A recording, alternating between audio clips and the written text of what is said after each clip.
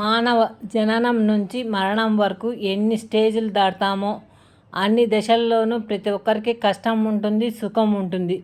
నిన్ను మించిన సుఖం కావాలి అంటే నువ్వు కోరుకున్న జీవితానికి ఎంతో శ్రమ పడాలి. అన్ని కష్టాలని ఓర్చుకోవాలి. ఎందరినో కలుపుకుని పోవాలి.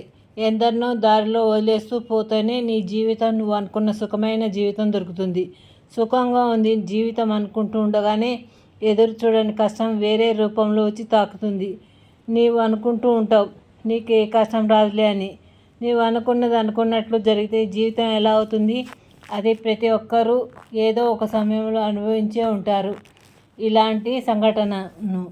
ఊయలలో ఉండే పసిబాలుడు లేక బాలిక నుంచి పాకే సమయం, నడక వచ్చే సమయం, బాలునిగా ఉన్న సమయం, యవ్వనంలో అడుగుపెట్టే సమయం, యువకుడుగా కుటుంబ బాధ్యత తీసుకుని గడిపే సమయం, కుటుంబం కోసం ధన సంపాదన, స్త్రీ అయితే కుటుంబం పోషణ కోసం ఆహారం తయారు చేస్తూనో, పిల్లల బాధ్యత, కుటుంబ ఖర్చులకు భర్తకు తోడుగా సంపాదించే పని చేయడం, భర్తకు కుటుంబ సభ్యులకు అన్ని ఆహార పదార్థాలు తయారు చేసి వాళ్లకు అందించడం, భర్త చెప్పిన మాట వింటూ అతనికి ఆ ఇంటి కుటుంబ సభ్యులకు ఎలాంటి కష్టం రాకుండా చూడడం, ఇలా ఎవరి పని వారు నిర్వర్తించడం చూస్తుండగానే సంసారంలో అన్ని దశలు దాటుకుంటూ తాతలు, అమ్మమ్మలు లేదా నానమ్మలుగా మారి ఎవరికి ఎలాంటి ఇబ్బంది రాకుండా ఇంటి పెద్దగా అందరికీ అన్నీ అందించామన్న సంతృప్తి.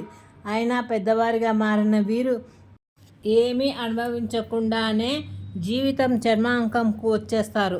కుటుంబం అన్నీ అమర్చిన వీళ్ళు కష్టపడి సంపాదించడానికే జీవితం అయిపోయింది. వీళ్ళకు తెలియకుండానే రోజులు ఎలా జరిగిపోయినాయో.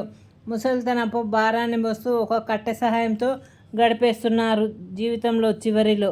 అప్పుడు గుర్తుకొస్తాయి చిన్ననాటి రోజుల నుండి మధ్యలో జరిగిపోయిన రోజులు, అప్పటి కష్టాలు, సుఖాలు ఏమీ అనుభవించకుండానే ముసలితనం రావడం అనేది.